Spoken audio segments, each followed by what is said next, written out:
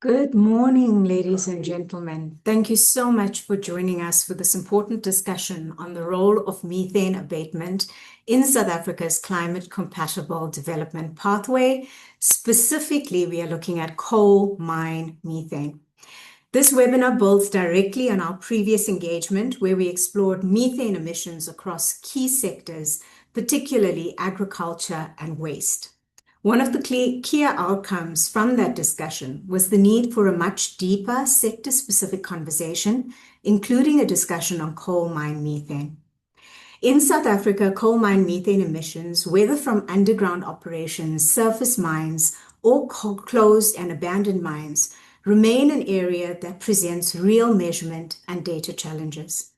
These emissions are often dilute, diffuse, and fugitive in nature, which makes them difficult to quantify. Our current methodologies reflect these complexities and the inherent uncertainties associated with the estimation of coal mine methane. That said, neither government nor the South African mining industry have been standing still.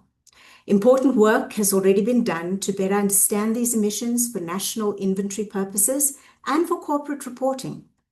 At the same time, recent discussions have raised the question of whether coal mine methane might still represent a climate blind spot in South Africa's broader climate response.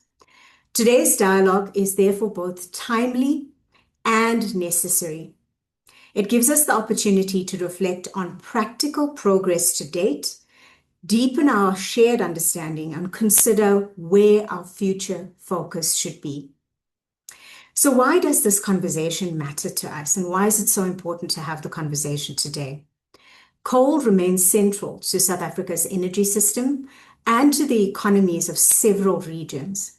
At the same time, we are navigating a just energy transition that must balance climate ambition, economic resilience, energy security, and community livelihoods.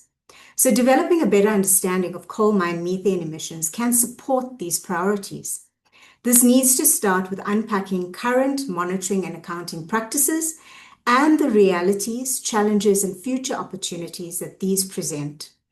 This lays the foundation for identifying realistic and practical coal mine methane abatement opportunities in the South African context, where it is recognized that unlocking these opportunities is not trivial and will require improved measurement and reporting, enabling regulatory frameworks, technical capacity, bankable project pipelines, and appropriate and accessible finance. So as the facilitator today, I encourage open and constructive dialogue, practical contributions grounded in evidence and experience, a solutions-oriented approach, and clarity on both challenges and opportunities.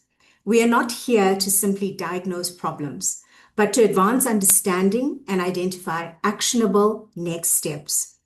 We have an excellent lineup of speakers representing a wide spread of constituents. We've got government, academia, industry, and international finance perspectives. So our speakers are Ms. Cindy Mashele from the DFFE. We've got Prof. Brett Cohen from the University of Cape Town. We've got Nikki Fisher, Head of Sustainability, Tungela. We've got Ms. Anuba Gurung, and she's the director of the Nepal program at the Clean Cooking Alliance. She will be on video, but still here to represent. And we've also got Mr. Mohammed Sultan, who is the regional lead at Africa at the Global Methane Hub. And then we've got Lebo Mulaisi, Executive Manager, Research and Policy at the PCC Secretariat. My name is Shamini Harrington, and I am a PCC Commissioner. And I'm really looking forward to the discussions, to have frank and open discussions. I'm going to facilitate the session such that we get through all of the presentations. Please hold your questions, and we will then have an open session that I will facilitate, and we can ask various questions. And I'd like to also really focus us on trying to work out what should the focus be, where should we start, and how should the PCC play a role in unlocking this space. So the first speaker is going to set the scene for us, and I would like to invite now Ms. Cindy to take the floor, well, the virtual floor, And I would like to just say again, thank you once again for joining us, and I look forward to the conversation. So, Cindy, over to you. Thank you, Shamini, and good morning, everyone. My name is Simbisiwe Mashele. I'm from the Department of Forestry, Fisheries and the Environment, specifically within the Climate Change Mitigation Unit. I lead the directorate that's responsible for compiling the country national greenhouse gas emissions inventory. And we are also responsible for managing the greenhouse gas reporting program, where companies are required to account and also report their emissions on an annual basis. I will be presenting on the status of coal methane emissions monitoring and accounting in South Africa, specifically looking at the national emissions inventory perspective and what we are accounting for within the inventory.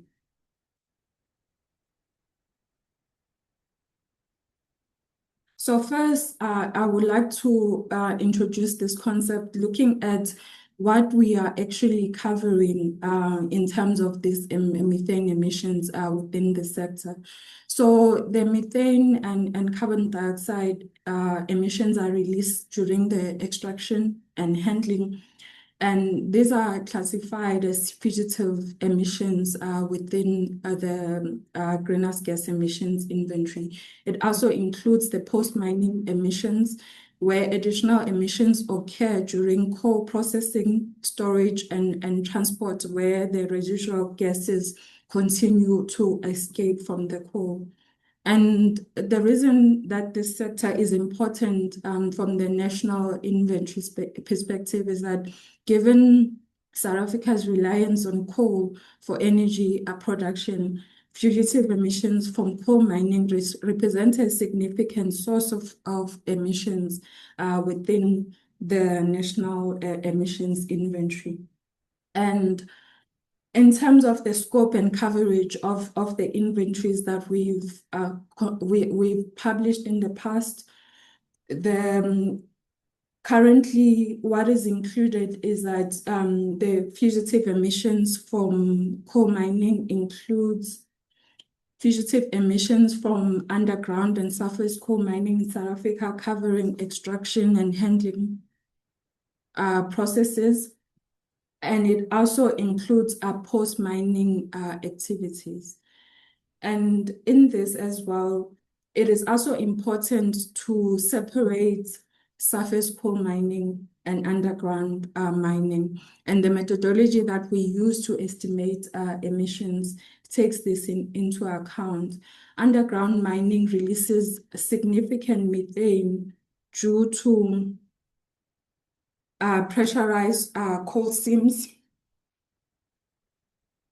whereas surface mining results in relatively low methane emissions. And also, the current inventory excludes emissions from abandoned mines and spontaneous combustions from mines which are no longer operating. And the reason for this is that we do not have sufficient data to include this in the inventory, but it's something that we are exploring, and we want to ensure that we include it in the inventory going forward, to ensure that the inventory represents a complete set of all the sources within the sector. Yeah, can you please move to slide 4?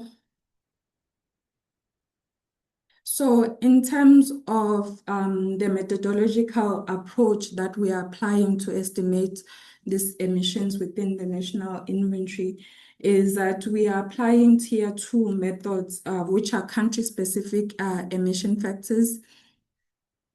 And the also important thing to note within the inventory, which is a process that we do for every cycle, we identify key categories that are important to ensure that these emissions accurate going forward, and we implement ongoing improvements.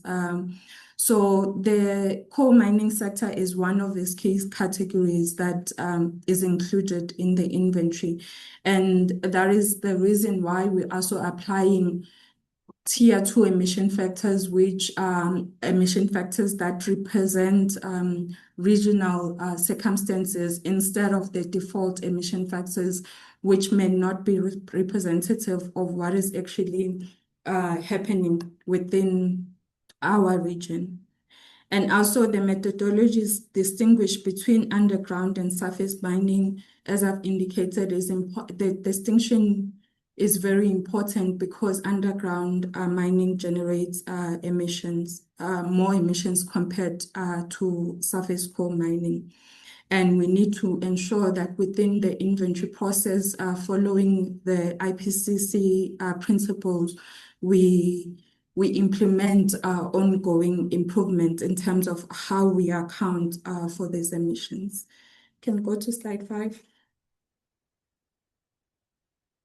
So in terms of the activity data that we use to inform this emissions that we are estimating with this within the inventory is we use annual coal production figures, which have been historically provided by the Department of Minerals and Energy in their SAMI report. And recently, we have also been using information from the Mineral Council of South Africa.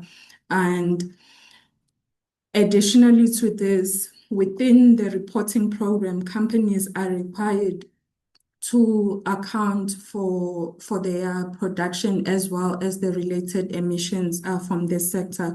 So all this information is used to inform the estimates that we are coming up with within the inventory process. And we also ensure that the data that we are using is disaggregated by surface and underground mining. And later on, I will also go through the trends within the sector so that we can see the importance of the different sources within the sector in terms of the contribution of underground mining within this sector. And we also, to ensure that the trend that we are presenting represents a realistic situation, we use consistent data sources to inform this estimates. Can you go to the next slide? So, what I want to also discuss here is in terms of the rationale for us to apply country-specific emission factors in relation to the IPCC defaults, which are a bit higher, is that what we have seen is that the IPCC default methane emission factors, they overestimate the emissions due to the differing coal seam contents within South Africa. And that is the reason that national or country-specific emission factors were developed to ensure that we, as I've indicated, we present information that is regionally relevant instead of using IPCC defaults, which may not actually represent the country situation. And also, the benefits of using country-specific emission factors is that it reduces the uncertainty in the estimates that we are producing, because there'll always be a level of uncertainty in estimates that are produced. But what we want to ensure is that we reduce this uncertainty over time. Go to the next slide. And the country-specific emission factors that we are using, it's from a study which was done by Coltech, and it included sampling of methane concentrations from different sites. and within the country, which is why it's more country relevant. And there was a model that was then developed to model the emissions from underground surface coal mining and post-mining emissions. And what we have seen is that this has improved the emissions estimates that we are producing, because compared to the default emission factors, the emission factors within the country are slightly lower compared to the IPCC defaults. Can you go to the next slide? So this graph shows the current emissions trends within the coal mining sector in terms of the methane emissions, specifically methane emissions, and focusing more on the coal mining rather than the whole sector of the whole subsector of fugitive emissions, which includes solid fuels transformation. And what we have seen is that on average, this sector is contributing about 1.2 million tons of CO2 equivalent, which is 1.2 gigagrams of CO2 equivalent. If you look at this in the national context, it's about 2% of the total methane emissions at national level. And as we have seen is that the agriculture sector is the sector that contributes more towards methane emissions compared to the coal mining sector. But this does not diminish the importance of this sector, considering that we are a country that is dependent on power that is generated from coal. So the downstream emissions that the sector is contributing to is quite significant if you look at the whole value chain. So it is important that we look at these emissions and we come up with mitigation strategies to reduce these emissions over time. Can go to the next slide. So I think one of the key messages you can take from this presentation is that coal mining and handling are primary sources of fugitive emissions within the country, and it requires a detailed methodological focus in ensuring that we accurately represent these emissions over time, given the nature of these emissions as introduced by the facilitator of this webinar, to say that since these emissions are fugitive in nature, it's difficult to really account for them and ensure that we are actually representing the true situation of what is happening in the ground. And that's why it's important that we continue the studies that are being done by the sector and by government in ensuring that we update our country-specific parameters, and we use consistent methodology to estimate these emissions over time. And we are improving the accuracy of these emissions, and we are also aligned in terms of the international reporting requirements that are placed on the country in terms of the UNFCCC obligations. We can go to the next slide. I think it is also important to note the key emerging issues in terms of accounting of emissions, of fugitive emissions in general. And what we have noted from the media and other studies as well is that the satellite data observations often conflict with bottom-up inventories. And we are looking at improving this data, looking at the data from satellite observations. And these are studies that we want to do based on available funding as a department to ensure that since these emissions are fugitive in nature, the satellite observations can assist us to fill the gap between what is seen in satellite observations versus what is seen in emissions inventory. But we are cautiously approaching this issue of using satellite observation as it has been said in other publications as well, that there's large uncertainties in terms of the satellite emissions estimates when compared to ground truth experiments.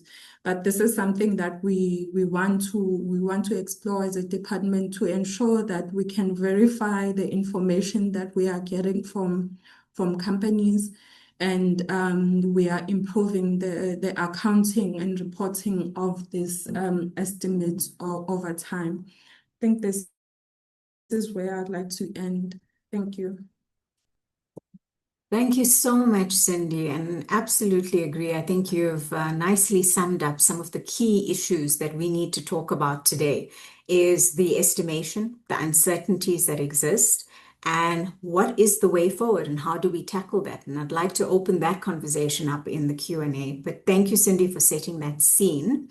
I do note there is one question that popped up, and perhaps, Cindy, I can ask you very quickly. Victor Manik asked, do we include dumps, I believe it was in the chat, in our inventory numbers? I recall that you said no, it was not included. Is that correct?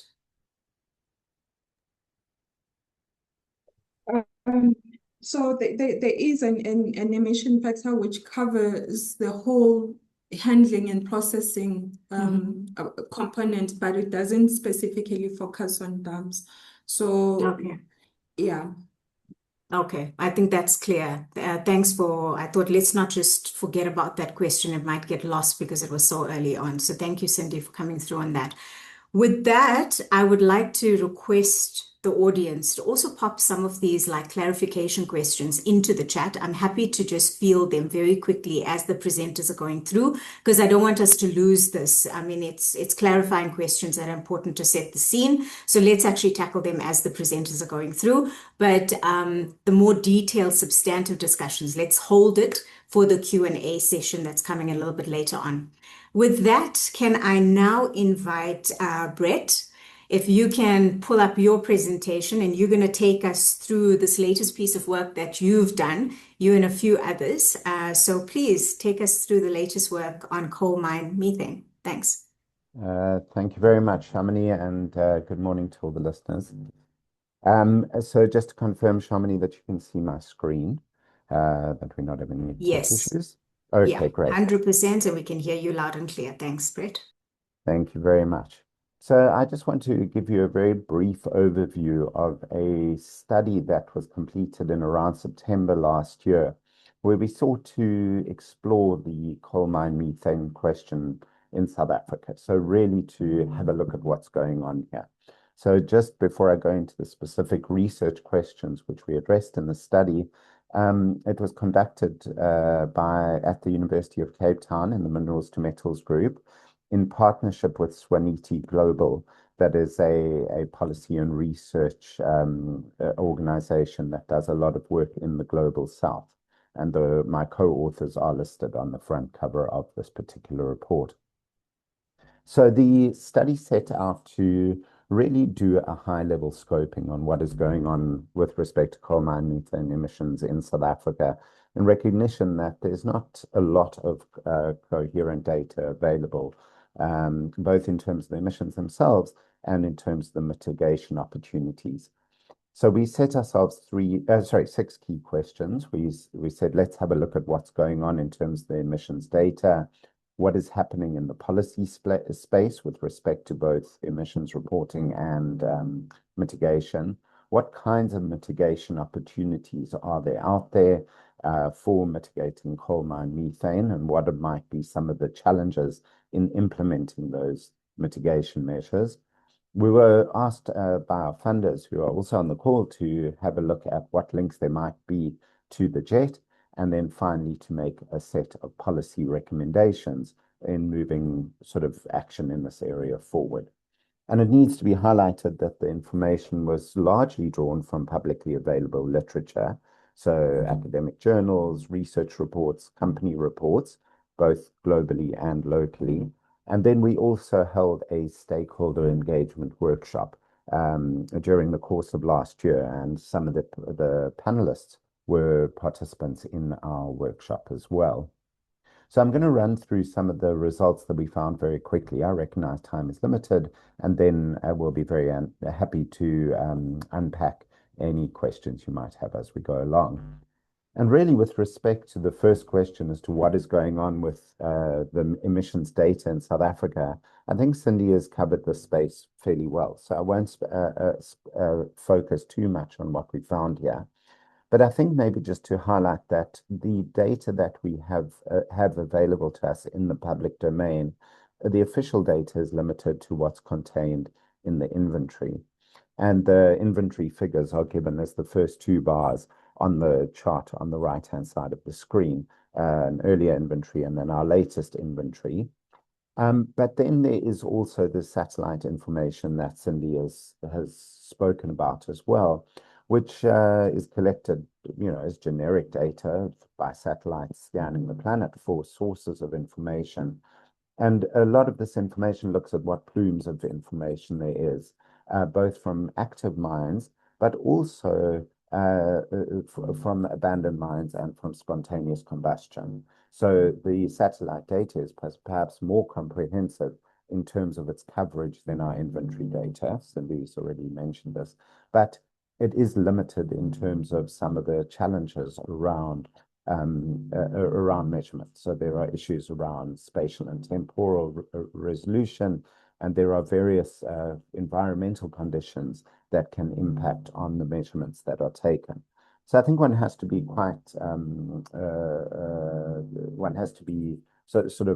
look at various limitations of the different measurement approaches in trying to understand what is the scope of emissions from South Africa. And perhaps the reality sits somewhere in between. So I think we can speak about that during the discussion sessions. And what this really pointed to as part of our study was the need for improving our full understanding of what emissions are in South Africa. So the data accuracy, the coverage. And for this, we will need to maybe go down to more mine-specific emission factors.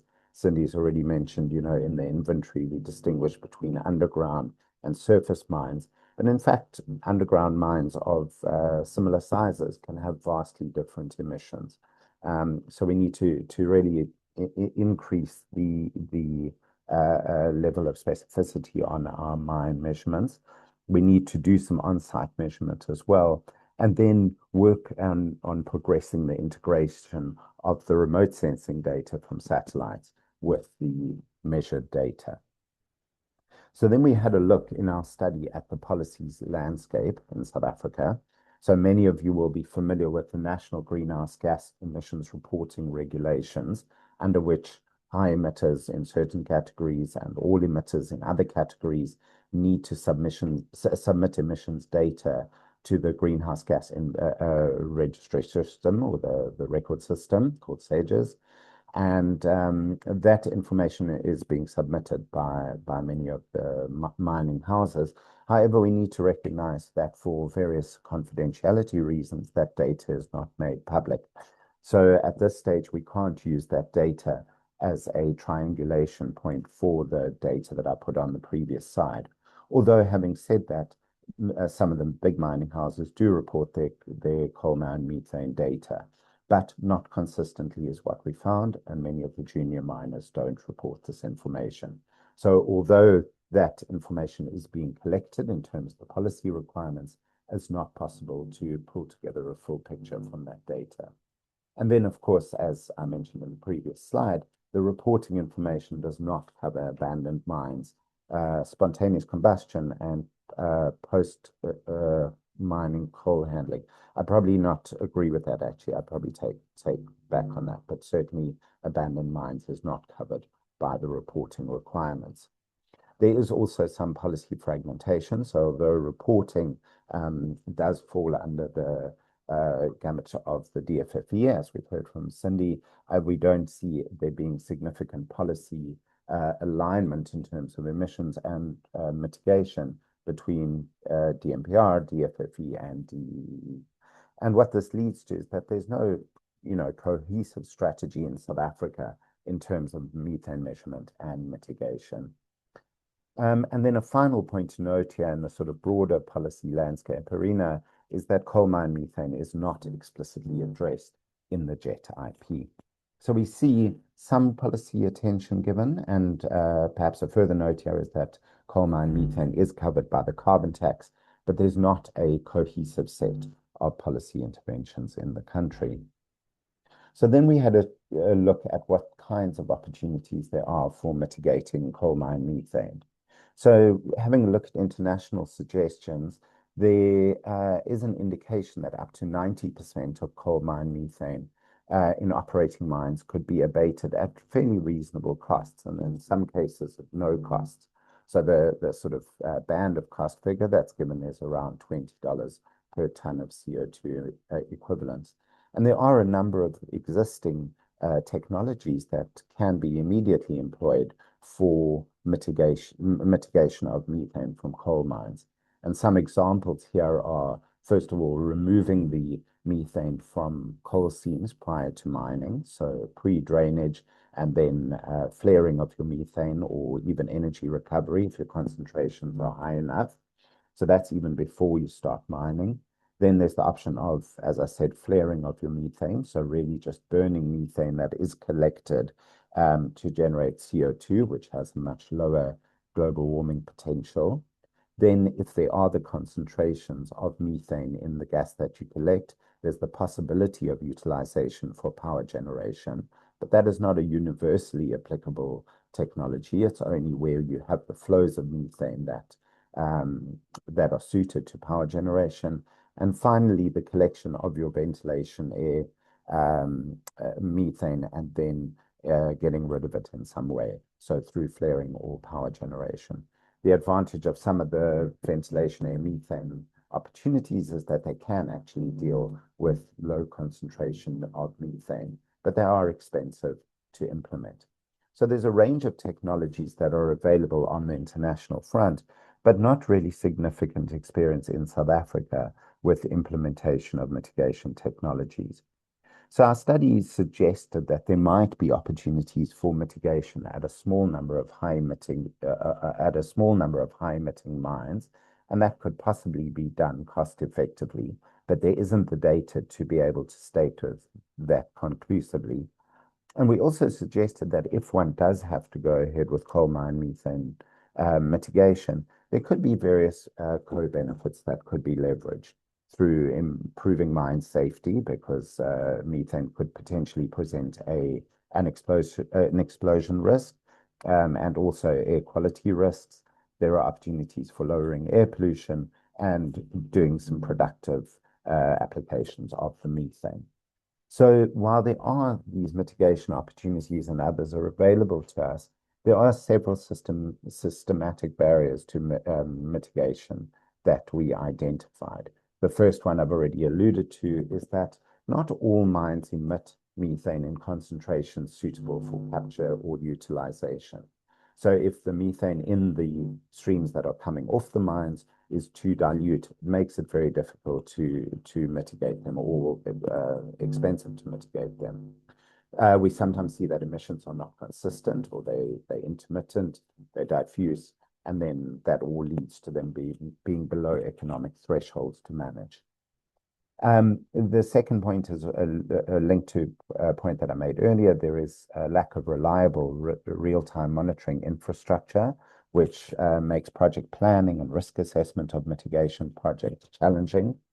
There's the need for high upfront capital investments, and where there is a revenue stream that is built into the financial case for mitigation, this depends on some sort of long-term revenue certainty. And Nikki might talk, I'm not sure, to some of the experiences that they've had already with projects in South Africa. I've already suggested that there's an absence of a lead agency that is taking responsibility for governance of coal mine methane. And then finally, there's a lack of public funding instruments to help with de-risking early stage projects. So yeah, a number of barriers that need to be addressed to help support mitigation of methane in the country. We also then had a look at sort of links to the just energy transition. And we tried to make suggestions of where there could be links between coal mine methane mitigation and the just transition. And while we didn't come up with anything conclusive because of the fact that we don't yet know the scale of the problem and the potential for mitigation, we did suggest that addressing coal mine methane might provide an opportunity for attracting additional financial resources to help support the just transition and possibly generate some economic activity in vulnerable regions, which are the source of much of these emissions. There could be some health co-benefits, which ties into the just transition from improved air quality and reduced exposure to emissions. Obviously, there's also the climate change benefit and possibly some energy system benefits. Tackling methane on abandoned mines could contribute to a broader program of abandoned mine management to help improve safety and reduce pollution and perhaps find alternative uses for the land. And then finally, if there is a possibility of rollout of new technologies, there could be a potential for technical engineering and engineering job creation and some employment for displaced workers. But again, these are hypothetical opportunities for linking to the just transition, and it will depend on the scale of intervention. This isn't going to be the silver bullet, I don't think, for addressing a just transition in particularly vulnerable areas. So we concluded the study with making a set of policy-related recommendations, which are linked to the findings that I've very briefly presented to you today. There's obviously the opportunity for improved measurement and reporting, so very much building on what Cindy said around trying to triangulate on-site measurements and satellite data, reporting data to try and get better insights into the scale of the problem. And that links to the second point about aligning coal mine methane and climate policy, not only in terms of just getting a better sense of the data and then possibly building both coal mine methane and abandoned mine methane into the sets. There is obviously the need for market and financial support for mitigation projects. So to have a look at various opportunities there for addressing methane where relevant and appropriate. There is addressing methane in mine closure policies, so integrating abandoned mine methane management into the planning for closure of coal mines. There are making links to the JET, as I've outlined already, but only where appropriate. And then a final point came into having a look at what's being done elsewhere. So to see that if there are opportunities for South-South cooperation and technology transfer to help build our action on coal mine methane in South Africa. And there we already implemented some conversations with people from India and perhaps look at other areas where they are facing similar problems to what we are, similar challenges to where we are. So Shamini, I'm going to stop there. Very brief whistle-stop tour through our report, which is available in the public domain. Thank you so much, Brett. Very interesting, and I think very much linked to what Cindy has been saying and just elaborating a little bit more about the complexities. But thank you for sharing your insights. I just got a question for you. I think we need to be a little bit clearer on what we mean by data is not public. If you can maybe just elaborate, that question came up, and I also don't want to lose it. Just to the audience, please put your questions in the Q&A so I can go to one place and lift this. I'm kind of now trying to traverse both of these chats and Q&As. It's becoming a bit of an issue. But Brett, maybe you can allude to what you mean by data is not public, because we do have a category for coal mine methane or fugitive emissions. So that data is there, but it's not disaggregated. Am I correct? Sorry, are you talking about we have a category that's in the inventory? Yes. But the company level data that's reported in terms of Yes. national reporting regulations is not made public. So one can't 100%. actually access that. So if that was available, one could more easily triangulate the inventory data, the satellite data, Yeah. with what companies are collecting on the ground. And as I mentioned, 100%. Shamini, there are a number of our colleagues in companies that are reporting very transparently in their annual reports, but it's not across the board. So that's why Yeah. we're not able to collate that. Can I respond to one of those specific questions? Yes, I noticed in please the go for chat it. is the $20 per ton CO2 is based on global averages. We don't have data in South Africa on the cost of implementation of mitigation technologies. No, thanks for that, Brett. I think it's important that we clarify some of these Yeah. statements up front because it's not that the data is not there. We have it at an aggregated. You just aren't able to see company specific. And it does take a little bit of effort to now go through each and every report of a company to be able to gather that information. But if they're aligned with TCFD or even ISSB, which is the new reporting requirements, you will see most companies are actually reporting this data. And there was another question that actually came up, and I thought it's important to make mention of the fact that most companies that are reporting, at least the very big ones that are part of the regulated process on inventories, are verifying their data. Cindy has kindly put into the chat that this data is going through verification at their level as regulated companies. Companies have to also do this of their own volition where they do third-party audits. So this data is undergoing quite a rigorous review. Depending on the emission factors, we have to understand there are uncertainties. And this is what you were talking about, Brett, as well as Cindy. All right. Thank you for that, Brett. With that, I'd like to now take us a little bit step further and really start diving into what are companies doing. So Nikki Fisher from Tungela is going to take us through some of the strides they've made because there has been a lot of work at industry level. We're fully aware of the challenges on measurement, but there are also challenges even with trying to progress. So Nikki, if you can come and shed some light what Tungela is doing and kind of the strides you've made on mitigation, because there's been some really interesting work that you've done. Thanks, Nikki. Over to you. Nikki, you're on mute. Sorry.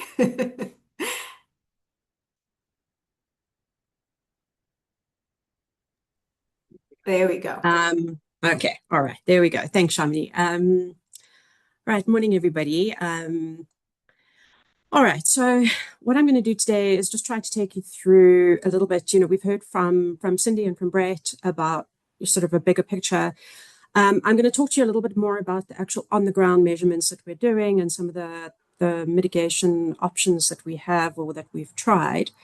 And I think the important place for us to start is what is coal mine methane and where does it come from? And I think in listening to the conversation, I think we sometimes can confound what coal mine methane is and how we mitigate that with spontaneous combustion, which is a lot more temporal and diffuse and more difficult to measure. So in terms of coal mine methane, when in the process where coal is developing, that methane, while those plants were rotting in those watery bogs covered by sedimentation, the methane is generated by the rotting of that plant matter.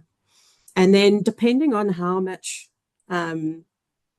sedimentation you get above those layers, that would depend on how much pressure there was and then the quality of the coal that you get. So you get deep coal mines, you get shallow coal mines. The level of methane in mines also depends on the sedimentary layers above that coal. So some of them are, it would be the same as you get in carbon capture and storage. So some have a poor sealing quality and the methane is able to escape through those sedimentary layers. Others would seal it in quite tightly and then you'd get a high methane content in that coal. In the coal fields that we're mining in South Africa, those are generally very shallow. We get a lot of outcropping. They've been exposed to significant weathering. And so to a large extent, a lot of that methane has already vented into the atmosphere. And so, over geological time, it's not recent, it's geological time. However, there is still methane in the coal. And through the processes of drilling, blasting, cutting underground, that methane is then released. It's under pressure in the coal, it gets released into the atmosphere. What's important is that methane becomes explosive but when you reach concentrations of 5 to 15% in the atmosphere, which obviously is a massive risk to people working underground. And so a lot of what has been implemented in terms of methane is for safety measures. So some of the methane mitigation options that we see were developed around initially around safety, and they've now become more about methane mitigation as well.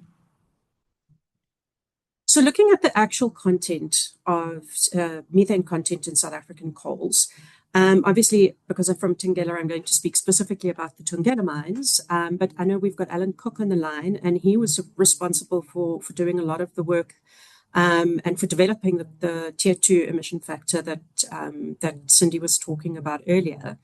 And this is a chart that gets updated, I think, twice a year. Alan updates this chart. And each mine is required to physically measure the seam gas content of methane in our coal on an annual basis. So we've got 4 underground mines currently, and the average coal, the average 10-year average seam gas content, and we measure it in meters cubed per ton of coal, is around 0.2 meters cubed. Okay. The Thungela mines are sitting way below the sort of 10-year low gas average, and our most recent measurements, we had 0.01 to 0.03. One of our mines, the measurements were too low to measure. So we have very, very low seam gas content in our mines. I'd also like to just bring your attention to the purple lines over on the right-hand side. Those are the higher seam gas content.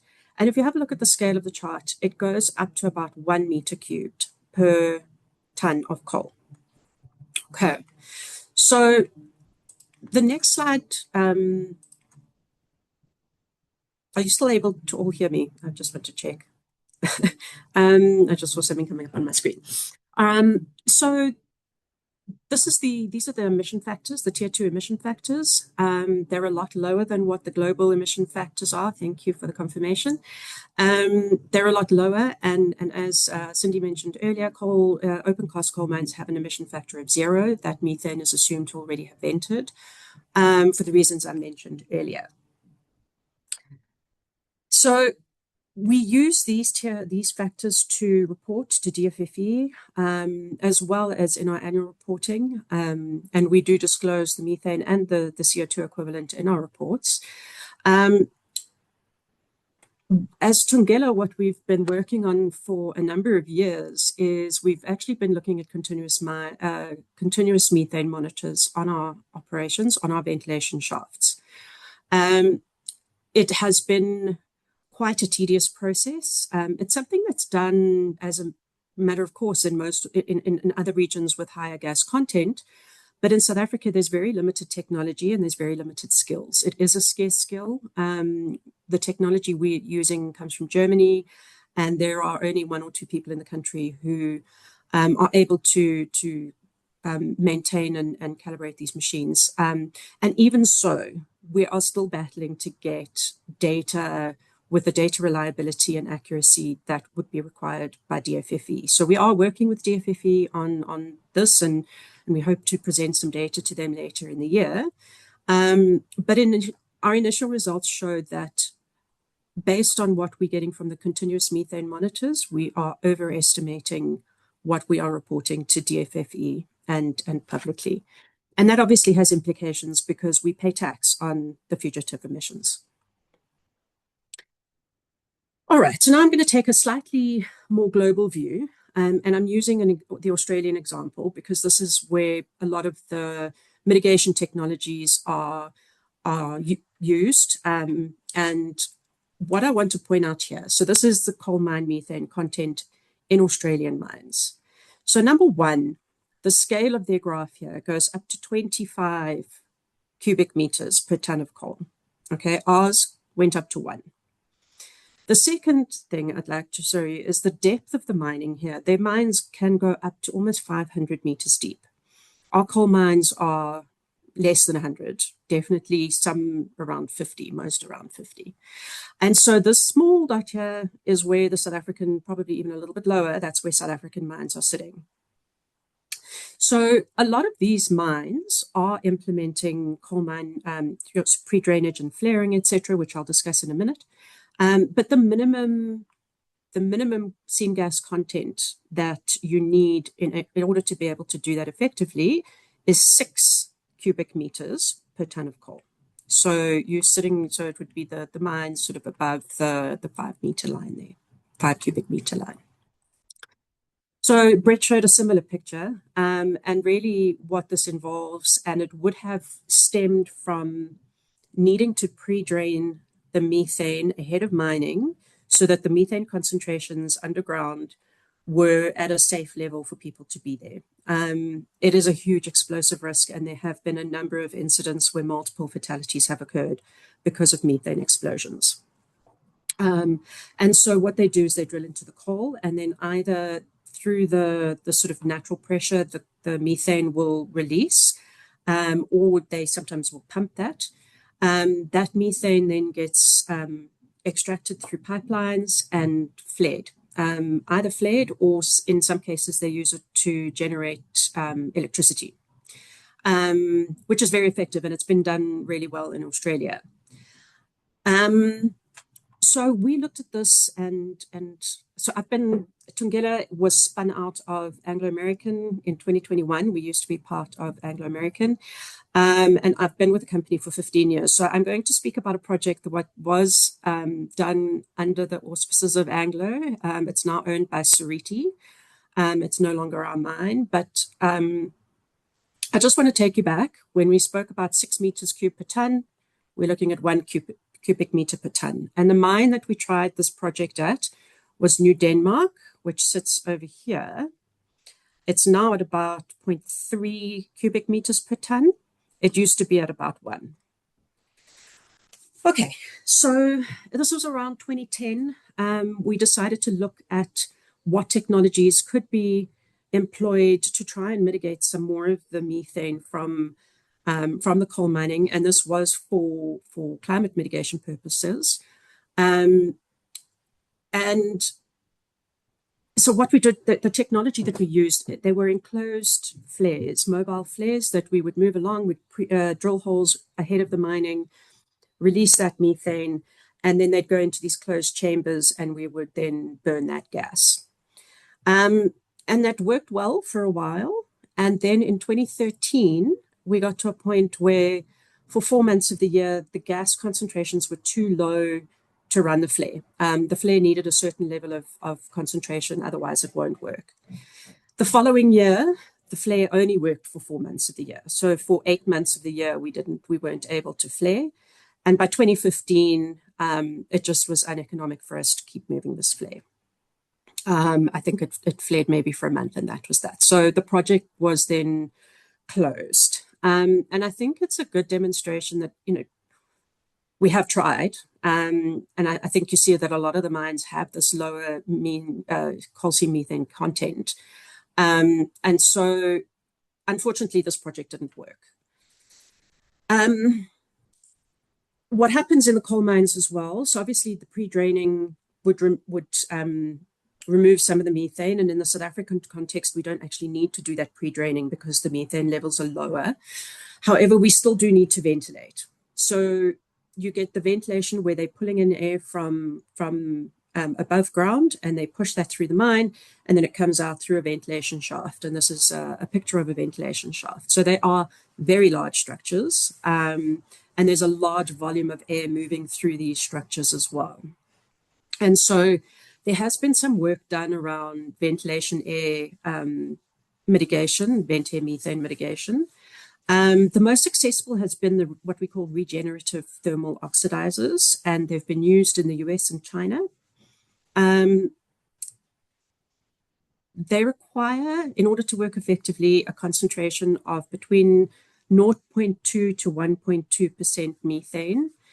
In South Africa, at our mines, our concentration of methane in our ventilation air methane is 0.005 to 0.025% at the most. So we're an order of magnitude lower than what's required to be able to use this technology. Another issue that there has been around this technology is the use of is safety. Sorry, it's hasn't been used in Australia. So even though it's been used in the US and China, the Australian mining government department hasn't allowed this technology to be used because of the safety implications. There are other technologies that are still being trialed and piloted. So there are enrichment technologies where they use adsorption or membranes. The flow rate, the ventilation air flow rate, as I said, there's a lot of air moving through these ventilation shafts, and sometimes that's too much for this technology. It's also very expensive. And then there's catalytic oxidation. Again, this is something, the catalyst cost is really high. There's poisoning risks, and they sort of at least 3 to 10 years away from sort of demonstration scale. We're starting to scale it up. So we are quite limited in South Africa in terms of what we can do to mitigate the methane that we're generating from our mines. I'm going to end there, I think, and then happy to continue the conversation. Thank you. Thanks for that, Nikki. Very interesting, and definitely some sort of work that has been done around what can and cannot be done. As you can see, the challenges are quite big. It's largely related to the concentration of the methane. And the fact that ours is so low makes it very challenging to do what others are doing and to have that as a benchmark, because it's not correct for us. We're going to have to now do internal work, right? First, getting the baseline right, knowing what you are measuring, and then trying to do something about it. Okay, thanks for that. I think with that, Nikki, it's, we've set the scene really well. We've taken a much broader view, what's out there, what inventory data exists, what the challenges are. We've looked specific now at industry, right? Now we want to take it even further.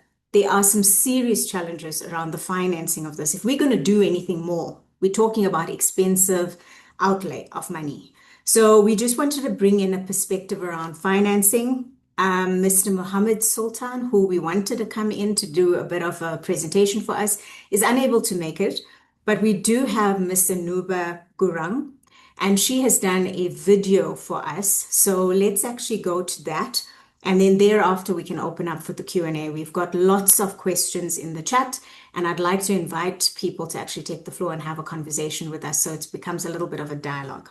So with that, Bridget, can I maybe ask for you to pull the video up? All right, I think we need to start from the beginning. There we go. There's no sound that's coming through, Bridget.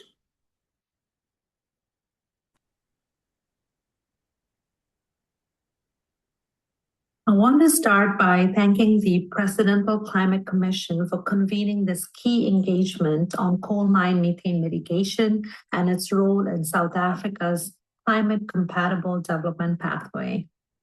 As we all know, the Global Methane Pledge aims to collectively reduce methane emission to help keep the 1.5 degree centigrade warming target within reach. And South Africa is one of the original signatories in 2021 to this pledge. Ensuring we have methane mitigation from the coal sector is key to meeting this pledge. And today, through this short presentation, I want to bring some key work we see globally when it comes to coal mine methane mitigation. So to begin with, in China, the National Methane Action Plan identifies coal mine methane recovery and utilization as a key priority for the energy sector. Since its release, subnational action plans have been released to work on coal mine methane. China also lowered its coal mine methane emission standards from 30 to 8%, followed by release of China Certified Emission Reduction, or CCER, such that carbon credits can be generated for emissions avoided. CCER thus provides the financial mechanism necessary to help incentivize mitigation, particularly when it comes to VAM. So in China, if we were able to apply the CMM standards that went from 30 to 8% and CCER, this will lead to almost 52% reduction in coal mine methane emissions from China. We also see in Australia, we have the safeguard mechanisms, which provides opportunity from the cap and trade model and provides potential policy options for methane mitigation. Additionally, we also see a lot of good work coming from Australia on development of robust MRV practices. Starting in 2030, the EU methane regulation will require coal placed on the EU market to comply with specific methane intensity threshold, which means that it will require many countries that will be exporting coal to EU to think seriously about the methane emissions from the coal mines. We also now see programs like the Fossil Fuel Regulatory Program by CCAC or the Climate and Clean Air Coalition, which will be supporting up to 20 developing country governments with tailored support for capacity development, regulatory frameworks, and enforced compliance with existing frameworks, and will be including coal. Through FFRP, CCAC has already initiated working on the coal sector with Kazakhstan. Overall, based on some of the key work that we see in various countries, we see very clearly that a holistic approach is needed to ensure that we have a sustainable methane reduction from the coal mine sector. Data and research is needed to build targeted policies. We already have technologies like RTOs present to mitigate that, but we need policies to ensure the scaling of RTOs. We need incentives for mitigations. We need mobilization of financial resources. We also need collaboration between public and private sector such that we can sustainably and effectively accelerate and move from emission reduction pledges to tangible reduction from the coal sector when it comes to methane. Thank you so much for this opportunity. And once again, thank you to the President of Climate Commission. Thank you. All right. Thank you, Bridget, for airing that. And thank you to Anuba in her absence. With that, it brings us to the end of all of our presentations. I think we've gotten a really good lay of the land. I'd like to now open up to some dialogue with the presenters as well as now with the audience. So perhaps I can ask each of the presenters to put their camera on and we can then start taking some questions. We've got a few in the Q&A and I know you've started answering a few of them directly, but I think there's a few that remain unanswered. Now, I wonder, we've got from Michelle Mbali, who says that, I think it's more of a statement rather than anything else, that the NDC is unjust because of the lack of methane data in the NDC, which I do not believe to be the case. The NDC is looking at carbon dioxide equivalents. I just want to bring Cindy in to just ask the question of Cindy, because can we confirm that in fact the NDC is taking into account the full inventory, which does have fugitive emissions in it, and it does include CO2e, which means carbon dioxide equivalent, which means we've taken the methane emissions and converted it into a CO2 normalization. Correct, Cindy? Yes, thanks, Shamini. That is correct. The modeling that was done for the NDC was based on the information from the inventory, which includes methane emissions. Yeah. Anyone else want to maybe add anything to that, Brett or Nikki? Please feel free, jump in. I'm just targeting where we can, sort of get the best response. But I really want you all to have a conversation come in as well. We've got another question. Shamini, Yeah, do you want to maybe add I'll something? that. I Yeah. think sort of maybe the statement that it's unjust because of the lack of methane, monitoring mechanism.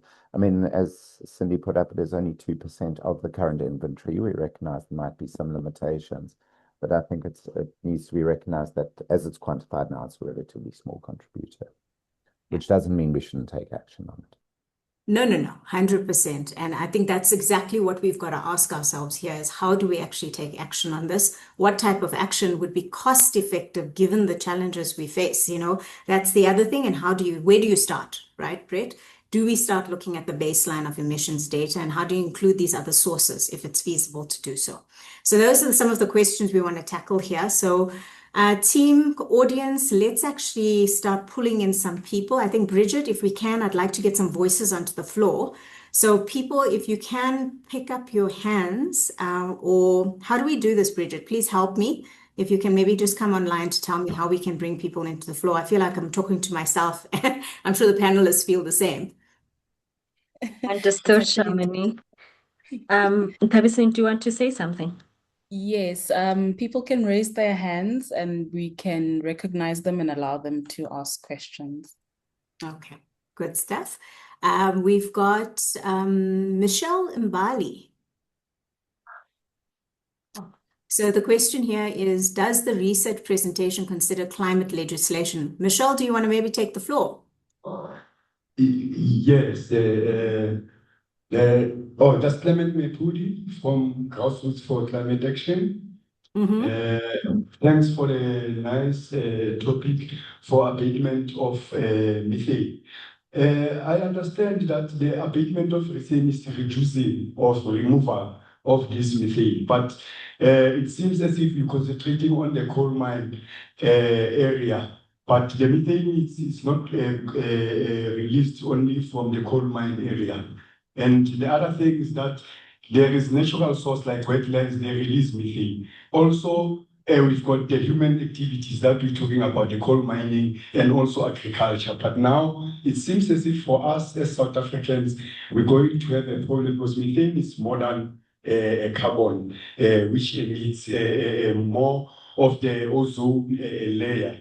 But for us, I wanted to say it is unjust for us as grassroots communities because all the landfills and all the mines are located around and near the grassroots and the black areas. But now, which means, and it's taking slow to rehabilitate and close the mines because they are abandoned, they are zamazamas, they are abandoned mines which produce and emit a lot of methane. We need just a solution that will be fair for the communities because now the methane is as if it's not a danger for us, but it's dangerous for our health, and also we experience it every day. We say from the government, the strategic methane which was introduced next year, it must also include all the methane pollution. Thanks.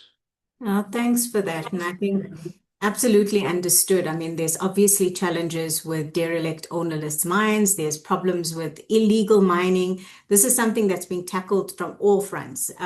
What we're specifically focusing here is on coal mine methane, but of course there's other sources. We've had a webinar with the PCC on agriculture. So there's definitely focus even within the departments, not even just the DFFE, that's looking at this. The Department of Mineral and Petroleum Resources has got a whole program dedicated to DNO sites. There's obviously a challenge about baseline data. Methane is not top of the list. Safety is a big issue. We're trying to close off those sites. We're trying to rehabilitate those sites, and that work is ongoing. But I think not the focus for today, but I do hear you loud and clear. This has to be dealt with, and I think it's fully acknowledged even within the mining companies and the kind of efforts that they are doing themselves on their own. But I don't know, Nikki, I could see you nodding. Is there anything you want to maybe add to that? Yeah, Shami, I think adding to that and then to Richard Worthington's question around employment opportunities, around rehabilitation, etc.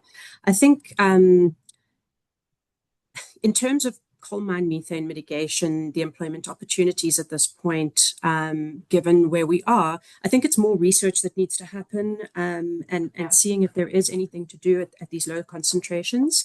I think the other issue around spontaneous combustion, which gets confounded with coal mine methane, and that's where the rehab areas and the abandoned mines become an issue, because that's where you've got that sponcom and potential sources of emissions there.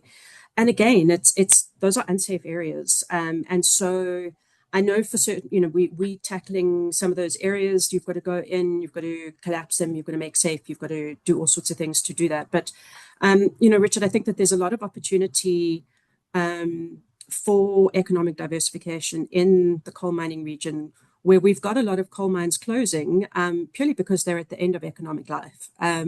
There's a lot of land available, there are resources available, there's water, which, you know, with fit for purpose treatment is available.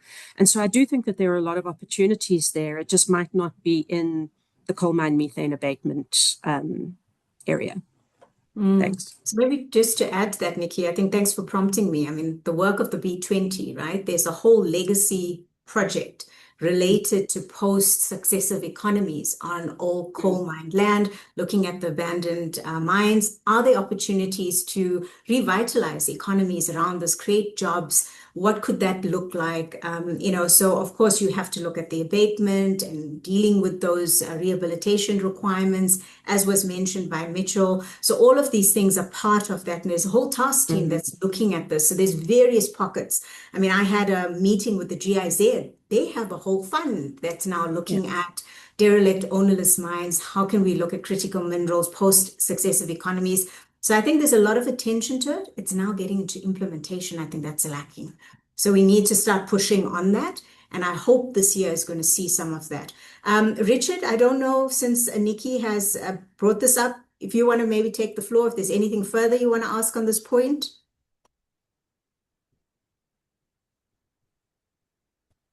No, I'm good. Thanks very much for that. Oh. Useful. It's fine for now. Thanks. All right. Happiness. Thanks, Richard. Let me go back to the chat. Anybody else with a hand up, Richard, that wants the floor? Yes, we have Margaret Mukoka. Margaret, you Okay. can come through. Thanks. Okay, thank you. My name is Margaret Mukoka. I'm staying in Lephalale in Limpopo, where we have a coal mine and we have 2 power stations, Medupi and Matimba. So through the presentation and the questions that were asked about the report of the data capture, is it possible for the public? So the response, I felt so disappointed because we as grassroots level, we are the ones at the community level, we are the ones who are impacted by the emission standard that is coming out of the power stations and the mines.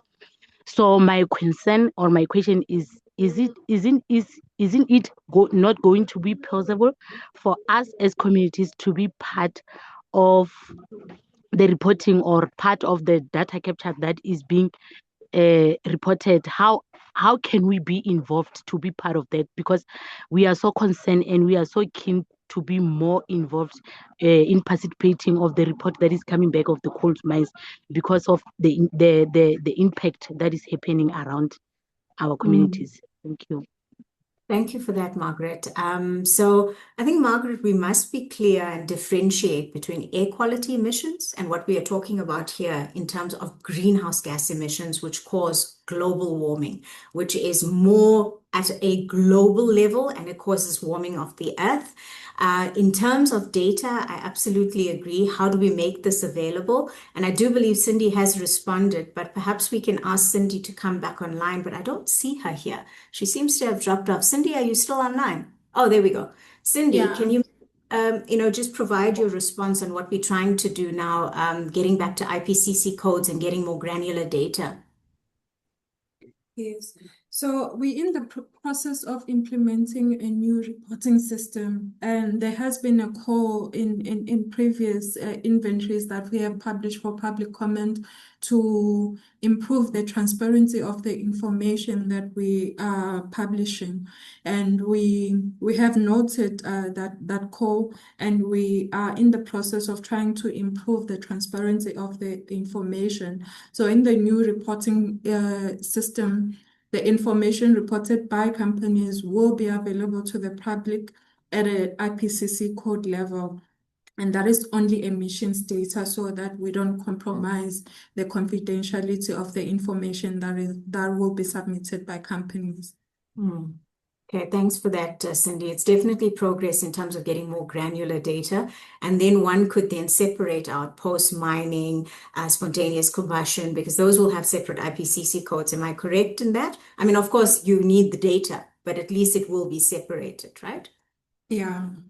Okay, good stuff. Thank you. We've got now two hands. I wonder, Becky, are you up next? Or is it Nshla Kanipo? Yeah, it's Takanipo Mansulu. You can go through. All right, thank you.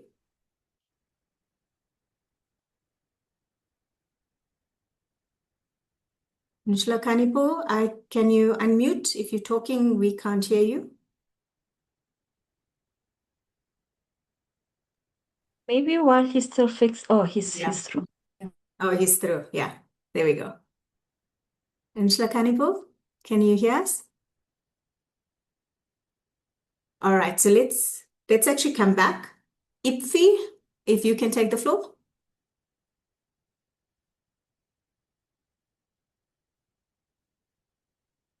Oh, I think we're having challenges. They had their questions in the chat. Maybe I can just read it, and then once they're able to fix their mic, then they can come through. right. So the question that Ify posed was, to what extent can electricity generation derived from carbon abatement initiatives be aligned with the strategic objectives of the jet energy transition? Interesting question. Anyone want to take that? Brett or Cindy, I can also come in on this one. But Brett, maybe let me try with you first. Yeah, Shamini, thanks for that question. And we did try and engage with this a lot within our study. I mean, and there's actually a next question which is also linked to this one as to, can methane used for energy generation be compatible with the just transition? I think what we said is yes, the two are certainly not incompatible. There are opportunities for generation from an energy source that might otherwise just go into the atmosphere. So if the methane is released into the atmosphere, then it just remains as a global warming gas. So we can extract this energy, and then there might be the opportunities as well for new economic opportunities and perhaps some job creation. But I think, like we've said in response, I think, to Richard's point as well, is I don't think we must see this as a silver bullet. The energy generation opportunity, as we've said a number of times, is potentially very limited by the concentration of methane in the gases. So we can't say it's definitely an opportunity that we're going to be able to access. And also, we don't know how big an opportunity it would be. So I think we've got to guard very carefully against coal mine methane being a silver bullet in terms of the just energy transition. In fact, I think it's quite the opposite. And to talk to what you and Nikki said, I think it's part of an integrated package of addressing multiple opportunities with abandoned mines or mines that are going to come to the end of their lives. So I think we need to be a little bit conservative in the way we think of it as a just transition, great opportunity. Absolutely, Brett. I mean, I think that's exactly what I was saying. There's all of these sort of benefits that one could accrue by aggregating this and looking at this more holistically than simply saying, okay, let's tackle this one area. We've got a number of issues that need to be tackled, and we can group them and look at a programmatic type activity. And you can maybe even link in agriculture and farming and all kinds of other things that go with that. Even production of different kinds of biofuels was even being looked at. So there's other ways that one could bridge this gap of return on investment, which is always needed to be able to get funding and to get the necessary scale to make these things viable. Anyone else want to add to that? I think it was a good question on the just transition side. Nikki, do you concur with what Brett has said? I think, a lot of what you've said already makes it challenging to just focus on this one thing. Anything to add? I think not on this question. There was another question that I see that Richard put into the chat. Okay. Which go for it. Yeah, so Richard's question was, how do the low levels of methane concentration in SA coal fields? Is there any credibility in proposals to utilize coal bed methane as primary energy resource? And I think that's a very interesting question. In operating coal mines, I'd probably say in the regions we're currently mining in, probably no. But there are coal bed methane resources. So we have one up near Lephalale. It's much deeper than current coal fields, and because of the geology there's methane trapped in that. And we're currently looking at how we can extract that methane, either to produce LNG or to use it for electricity production. So I think that there are opportunities, but those would be classified as gas resources rather than mineable coal. And I think that is something that we need to look at as a country, given the importance that's been placed on gas as a transition fuel through the transition. All right, thanks for that, Nikki. There's another question here that says, all details are visible that fossil fuel is the wrong way, I assume. With all these findings, how enough should particularly direct affected communities in their land where they say, how louder should the voice that fossil fuels, particularly coal mining, is a wrong path, so that simplicity, nature-based alternatives are recognized? We do not have a guarantee of well-being and future generations being harmfully affected. I'm gathering here that the question is rather about, if we start looking at coal bed methane, that we are then entrenching fossil fuels in the base. And this is not then opening up the path for other opportunities or alternatives like, nature-based solutions. That's what I'm gathering this question really asking about. I think for me, the thing that I want to maybe ask the panelists here, we're trying to tackle something whilst we have coal mining such a dominant part of the economy. We need to start looking at opportunities. We've got an IRP that still has coal in it. We need to have energy security. We need the lights on. We need to start industrializing again and getting growth in this economy. We need coal to do that. We like it or not. We recognize there's challenges, but it is here, it's the resource we have. So how then do we make it cleaner and better for the environment? Are you all in agreement with that? Brett, this is quite one of those topical issues. Nikki, I see you off mute. Please jump in. I really want to start a conversation here. Yeah, Shani, I couldn't agree more. I think from an industrialization point of view, we need energy, and we're going to need every amount of energy that we can get. Yes, our coal-fired power stations are going to start retiring. And what are we going to replace those with? How, is our grid suitable for extensive rollout of renewables at this point? Probably not. And do we have the investment in that, in modernizing our grid to be able to support that? So I do think we're going to need other things. As you say, the IRP still has coal in it. It's got 6 gigawatts of gas-fired electricity by 2030. Where's that gas going to come from? And so I think, we need to be realistic about what resources we have as a country. And we need to focus on building the economy and through industrialization. And industrialization needs power. Yep. And no one is saying we're stopping renewables or any of the other things around decarbonization. At this point, we need to do both. We need energy security and decarb. That's what's been coming through quite clearly, even from government. Brett, anything to add? Cindy, I want to pull you into the conversation. This is very much a government conversation as well. Please also feel free after Brett. But Brett, over to you. Yeah, I'd like to add to the voice that says we need to rapidly decarbonize as quickly as possible, and I think that should be our primary agenda. So putting that line in the sand, I've got to agree with Shamini and Nikki. You can't turn off the coal power stations overnight. We could certainly, motivate for the investment that Nikki is talking to in the grid that would support renewables, but we certainly haven't seen in the past few years the investment in the grid that we need to take up this large-scale renewables that we would like to decarbonize our grid. And certainly, our power stations are running, many of them, for the next 10, 20 years under current planning and under current viability situation. So then I agree with Shamini, we need to make it as clean as possible. And if management of coal mine methane is part of that package of opportunities to help us move to a low carbon economy, we need to support it. So I don't think people who see the management of coal mine methane as locking us into coal, I don't agree with that framing. I think that we have to transition, but we have to manage the methane as quickly as possible. Absolutely, Brett. So well said.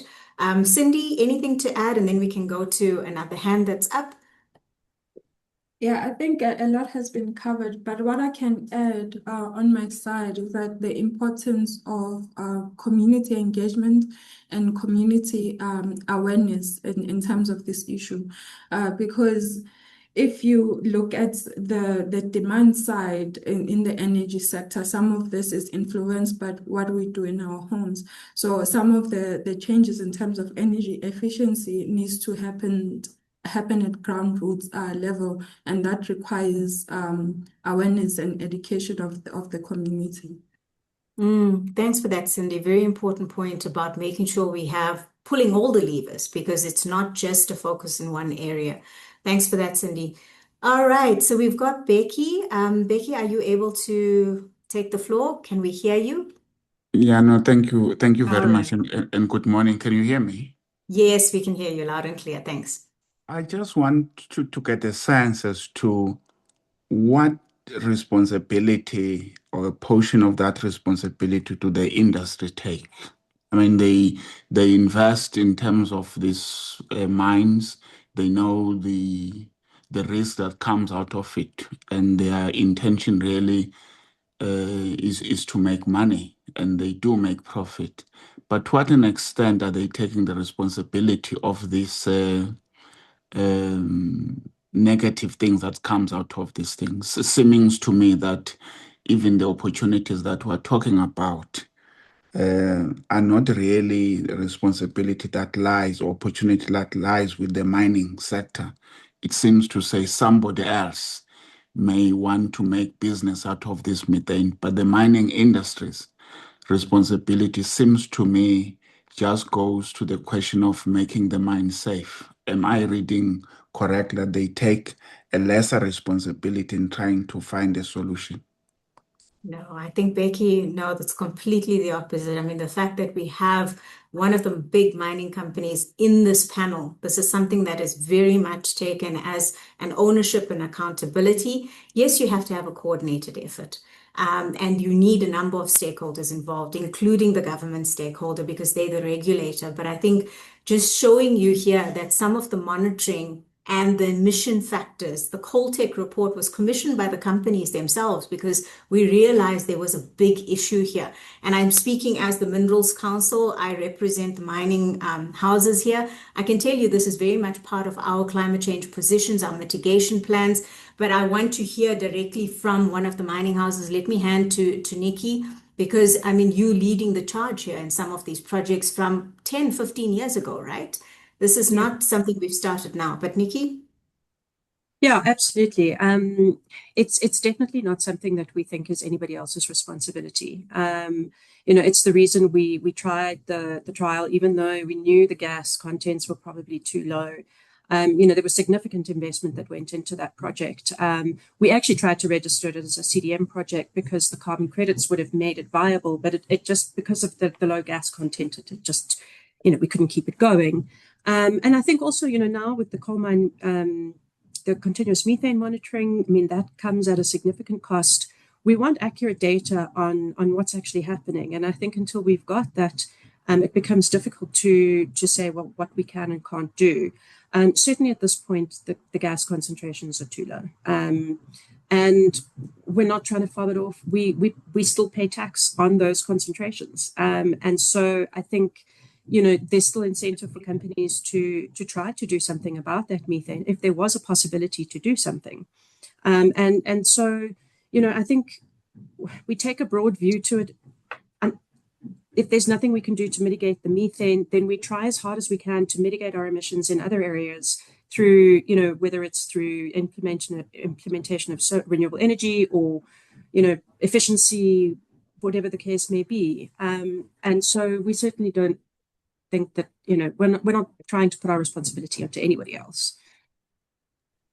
But I think a collaborative effort with industry, and there certainly is room for research to look at in more depth, what other technologies are available. I see one of the participants has mentioned wet scrubbers or something. And absolutely, I mean, I think that the universities play a big role in this as well. If there are technologies that we can that we can trial safely, then I think we should do that. And Coltech is a great vehicle to do that through. Absolutely. That brings us to a question that I just saw, which I thought would be quite apt for us to go through. We've got a PhD candidate in industrial engineering at the University of Pretoria, Rubershan, who asks, how does the PCC and the different mining stakeholders view the use of AI in fixing the coal mine methane issue? Are there any planned projects in this regard? I'm not sure, but does anyone have any sort of understanding on AI utilization? There might be something on process management, but I think that's a little bit far ahead, right, Nikki? Not that I know of, not that I'm aware of. I think it's a great idea. I think we should use the tools that are available. Definitely an opportunity for research, right, Brett?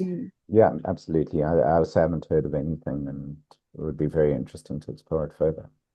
Yeah. Shamini, can I actually maybe just respond to the previous question, just to add to what Nikki said? I think perhaps where there is a data gap, but without oversight of the reporting data, is from the junior miners.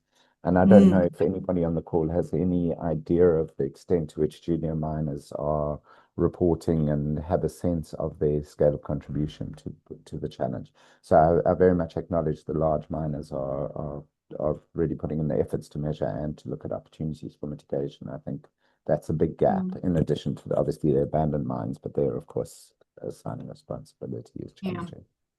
Thanks for that, Brett. And I think it's an important issue. And I think that's where the Minerals Council also has a role to play. It's definitely something that we can bring up and start looking at how we get more data into the system.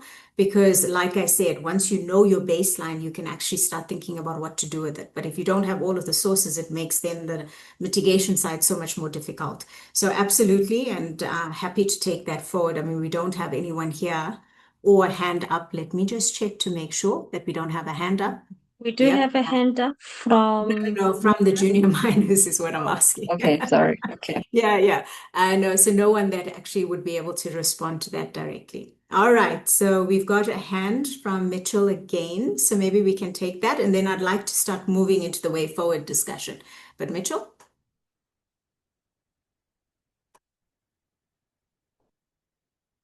You're on mute still? Yeah. Thank you very much. It's Anil Mnabo, Grassroots for Climate Action. Thank you very much.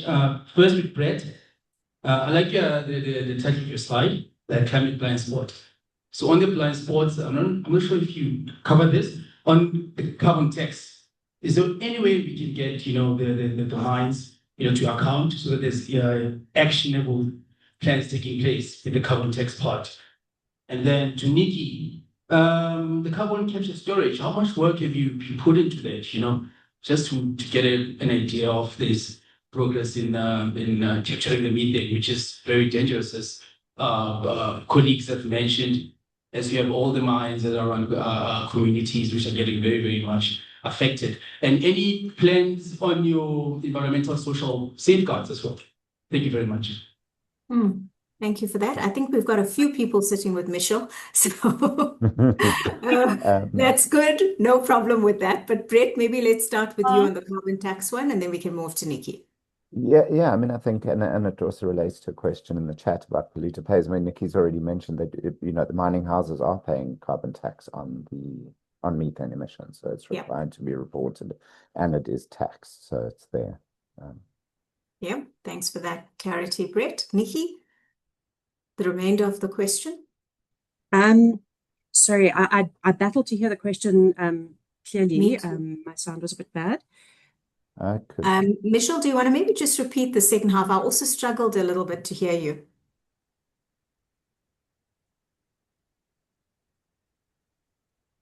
Otherwise, Shamini, I'm most happy to give my interpretation of it, and then maybe Nikki can. Can you hear me now? Maybe I can just come in. We can. It's Errol. You can come in. Yeah. I was asking regarding the carbon capture storage, just to get an idea how much work have you put into it, and what have been any positive outcomes on that? Okay. Yeah. Okay. And then lastly, on the safeguards, environmental social safeguards that you've put in place.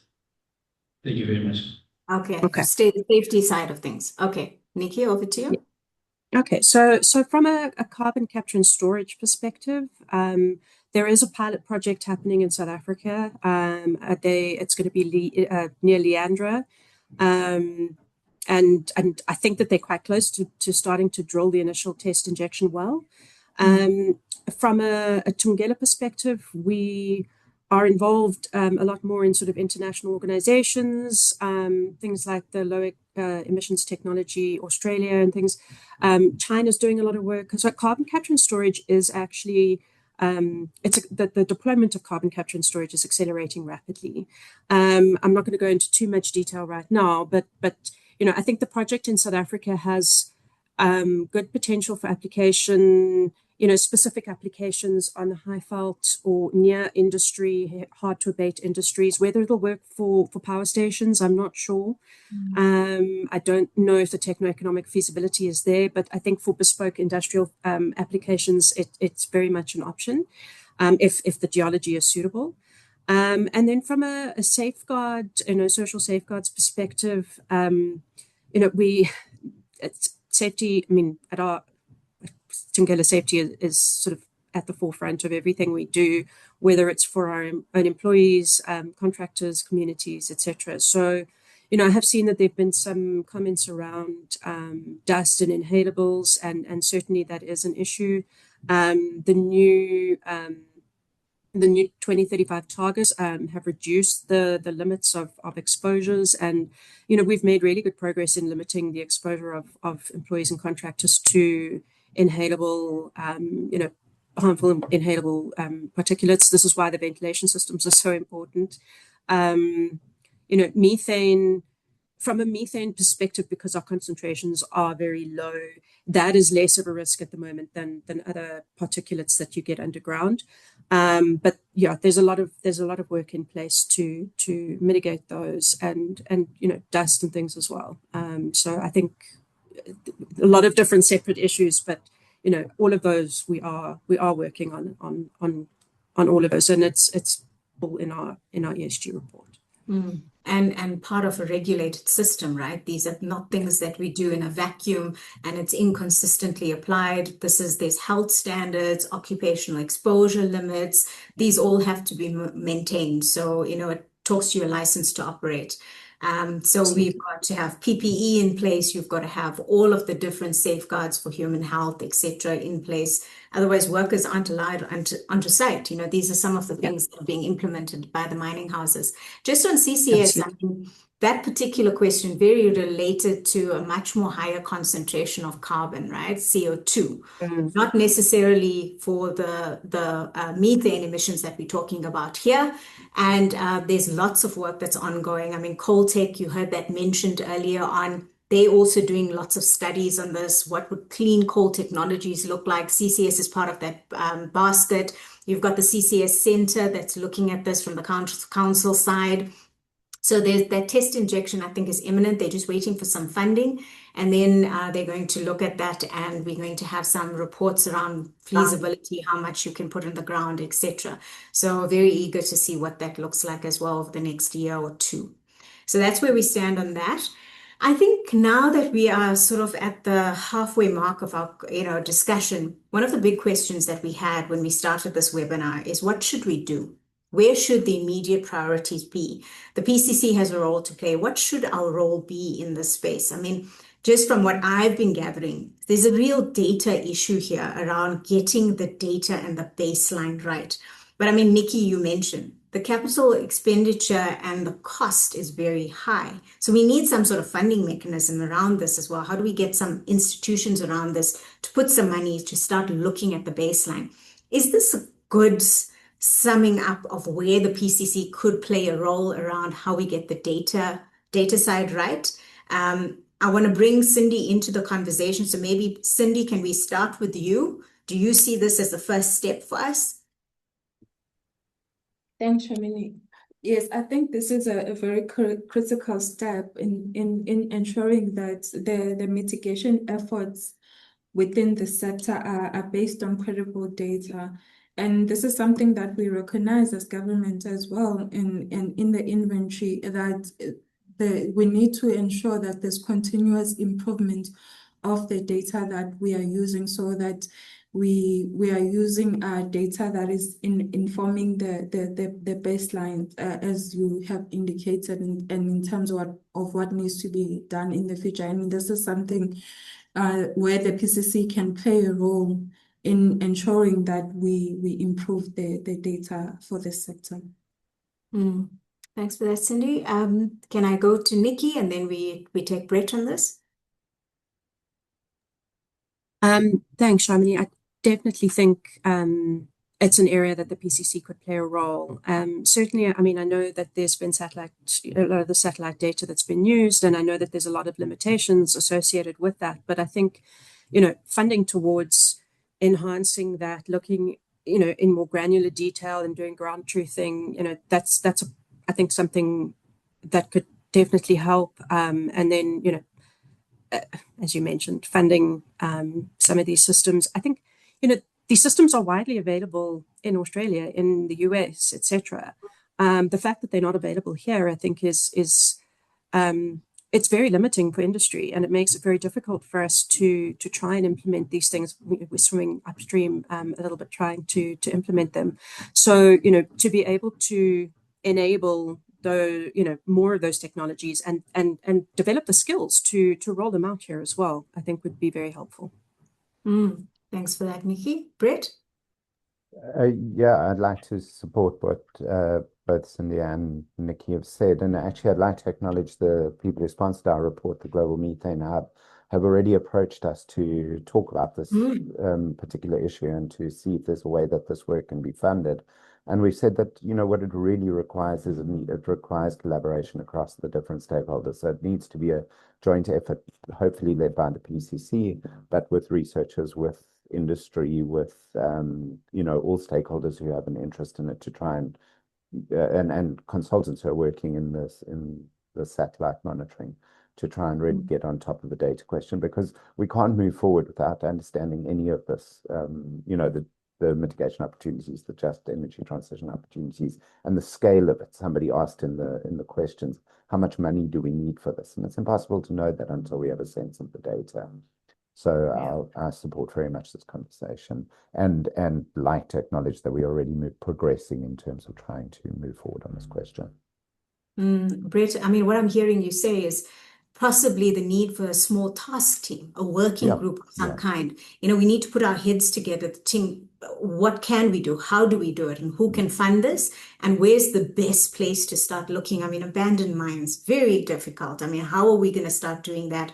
You need to first find a baseline of those mines to say which ones are plausible to actually go out there and do something about.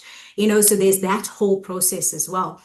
I know I'm going to put someone on the spot here, but I see Alan and I'm seeing his name there, and he's done so much of work in this space. We do have time. Alan, anything to add to what we've said? I mean, you've been involved in a lot of the work previously. If you don't want to take the floor, you're most welcome not to, but I thought, let me just see if there's anything you want to add.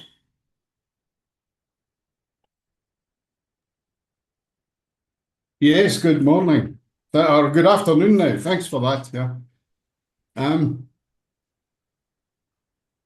There's been a lot of talk about data and baselines and reliability and stuff like that. The numbers that we're using at the moment, the IPCC numbers that were referenced earlier, and I think by Nikki, and that was from that Coltech work that was done. There was two sets of Coltech work, and the IPCC numbers were developed from the first one through the Coltech research and under guidance at the time of Prof. Philip Lloyd, who was IPCC representative at that time from South Africa. So that was the connection with IPCC.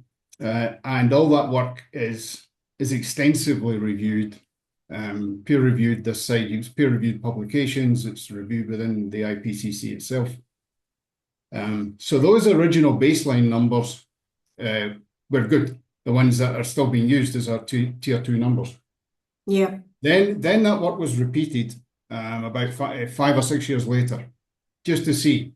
And we got more or less the same numbers in terms of total emissions of methane from underground mines. And we did more extensive work on surface mines, which was very difficult at that stage. So the numbers as they were, the IPCC database numbers, the emission factors database for South Africa, were reliable and good at that time. Now, Nikki showed results that we keep from regular measurements on all the mines, the coal mines, essentially every coal mine in the country. But that doesn't mean we've got equal numbers of measurements for every coal mine in the country. So there is potential for variation. The big mining companies tend to take measurements in their producing areas, the production sections, once or twice a year. The small mining operations once a year, maybe once every 2 years, or even once every 3 years. So there is a regularity in some of that data. But we do have thousands of individual results of in-seam gas contents. And we're fairly happy that we get consistent results and that these are reliable results. These are taken underground. These samples are from underground samples in producing coal mines. We've done extensive work over the last 6 months or so, where we've been taking samples in a high-felt area from surface drill cores, where you drill into the virgin coal seam ahead of mining. And we're getting fairly similar results from those mines from virgin seam conditions as we get from production areas. So we're quite happy those numbers are good. But what we have seen over the period since the Coltech work was done, and Nikki showed it in that graph, that our average across all the mines is a low seam gas content of 0.2 cubic meters a ton. And at the time of the Coltech work, we were running at about 0.4 cubic meters a ton, I think, if I remember correctly.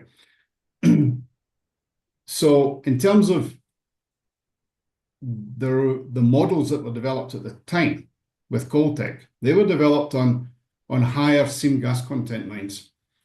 And there was and Nikki said as well, they know that their mine emissions are probably lower than using those tier 2 calculations. And I've said even right back at the time that you can't really apply those tier 2 models sort of willy-nilly to very low seam gas content mines who are paying then effectively too much tax, and high seam content mines who are paying too little tax.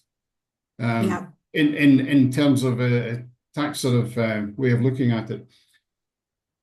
So we're probably at the stage, and I think you're at that stage in your presentation now, in your seminar, of where do we go? What needs to be done? There was a proposal at the time from Coltech all those many years ago that they would re-look at it every 5 years, but in reality, that didn't happen. So I think we're at a stage where we probably need to go back, either as an industry and certainly including other bodies and academia, and look at those models and say, where are we at in terms, because it takes a lot of work to get IPCC approval and to change those numbers into the emission factors database. So we're probably 2 years work away if we started now from being able to convince the IPCC that we want to reduce our numbers, if that's what we want to do. Because at the time when I started that Coltech research work, there was no suggestion that we should be looking to get nice low numbers for the coal mining industry. That was never, ever suggested. The coal mines paid for it, the industry paid for that work. And the objective was to measure and identify the numbers. And that's what was done. Our numbers are relatively low compared to other countries, simply because our coal seam gas contents are relatively low. We mine at shallow depths, and Nikki mentioned it earlier. We mine at shallow depths, and the significant thing that affects our coal seam gas contents is the depth of mining, because that's what creates the pressure that holds the gas inside the coal seams. So the deeper you go, the higher the pressure on the coal seam, and that keeps the gas in it. So we mine relatively shallow. We don't have confining pressure on top of our coal seams. So we have relatively low seam gas contents. And there was also a lot of discussion about mitigation and stuff like that. And it is a difficult situation for us because we have relatively low seam gas contents. To compare ourselves with Australians or the US mines or Eastern European mines, which have significantly higher gas contents. And you could literally say if they go and drill a hole, the gas will come out. If we go and drill a hole, no gas comes out. In terms of being able to drain methane and use it effectively. I think there is possibilities for localized use of methane if we can identify certain areas. And Nikki also mentioned the potential in the Lepalale area of deeper coal seams and stuff like that. Yeah. There's localized areas, certainly in KZN and in high filt areas, but localized, where and there's been discussion of community involvement, where there might be small scale applications for methane drained methane, coal bed methane. But on a national scale, it's going to be difficult. But I have always considered that it might be worth looking at small scale. There are systems, even literally almost, I think, sort of trailer or truck mounting systems that can be mobile and can move around, even on relatively short-lived coal bed methane areas. Yeah, thanks for that, Alan. Very interesting, and I think you've summed it up really, really well. I think we need a working group. We need to refresh this work. It is now time. We're hearing that the baseline needs to be looked at, perhaps even looking at the different mines in terms of what those concentrations are like. Like you said, there might be some discrepancies, some are underpaying, some are overpaying, that kind of thing. It might be worthwhile to look at this. And there are definitely opportunities. And I like the idea of bringing in small scale, just transition, employment opportunities, poverty alleviation. I mean, the types of projects can tackle that. And the fact that it can be mobile is something to definitely look at. But I think the first step is let's get the baseline right. Let's get a working group together. And I think many of the questions that have been asked are now related to how do people get involved? How do we have an inclusive process? This will be done as part of the PCC's mandate. I mean, these kinds of things are often consulted with when we get to project level. You have to speak to the communities. You have to speak to the relevant stakeholders. I think the first step is let the experts sit around the table and work out what type of a study is going to be needed. How do we actually get to that detailed level of granularity, as detailed as one can get based on the options and data we have available? But I think that's a good way to segue into a sort of last one word summing up from each of you, not more than 30 seconds as the panel. And then I want to hand over to Lebo to just take us through the closing. Let's start with you, Nikki. I can see a smile on your face. You probably want to say something. No, I think it's been a really interesting conversation. I fully agree. I think, a working group as a starting point on a way to go forward, and re-looking at the baseline, re-looking at data and how we start to sort of bring in the smaller mining companies together with the bigger ones and seeing how we can manage all of this sort of in a fair and accurate way. So thank you. It's been a great discussion. Thanks, Nikki. Brett? Thanks, Germany. Yeah, I mean, I support what Nikki says. I think it's great that there's the momentum to take this topic forward. I think it's critical, and I think kind of a working group with all of the stakeholders is important. And then, I think it's a very difficult space to manage expectations about what is and isn't doable. And we've heard that repeatedly said, we would all love to get rid of all the coal mine methane, but there are practicalities around it. And We would all love to have perfect information, but we don't. So we need to work towards kind of filling the gaps and making things happen, and then also tie into the community needs and the on the ground needs, around the coal mines, I think. So yeah, thank you for the Absolutely. participation and the opportunity. Thank you, Brett. Thanks for the pragmatism and the sort of reality check, because I think that's important to manage these expectations. We can't tackle everything, and we might have to acknowledge what those are. Cindy, over to you, really 30 seconds, and then I can hand to Lebo. I can see her patiently waiting. Thank you, Shamini. I think it has been a great conversation, and as the department, I think we're looking forward for the setting up of the working group, because there's a term that we usually used in equality before I came into climate change, that you cannot manage what you do not know. And Yes. we need to improve the data going forward so that the mitigation strategies are aligned with what is actually happening in the ground. Thank you so much, Cindy. Lebo, over to you. And I think we've given you some work. I love that. Setting up a conversation, and instead of people taking the work for it, they kind of give it back to me. So that's awesome. Let me just say a huge thank you to the participants here today for really engaging in clearly a complex conversation around coal mine methane abatement. Just safe to say, even in the PCC, when we've been thinking about the conversation, we've just been trying to understand where best are our efforts required so that we can drive impact, particularly within the subject matter. So just to say that convening this discussion has really channeled us in the right direction. A task team is clearly needed, and given the fact that the PCC's mandate is quite nicely around our coordination and convening power role, we're definitely keen to move in that direction.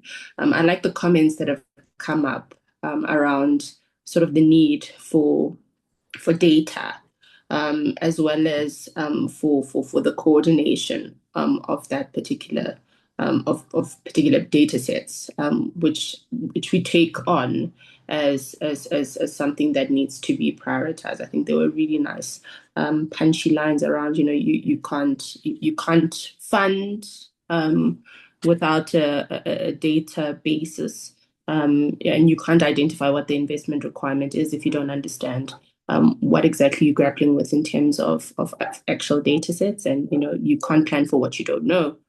So I think that's definitely something that we need to take on board. And I think from the side of the DFFE as well, the question has come up around the need for publicly available data.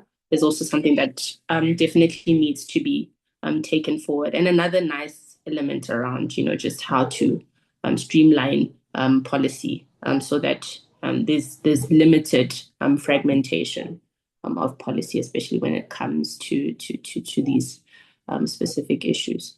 So those are definitely things that we'd like to take on board. I like the element of the need for localized interventions. I must say, Nikki, when you gave your presentation, I was really worried. I thought, oh my gosh, what then would be our opportunity here?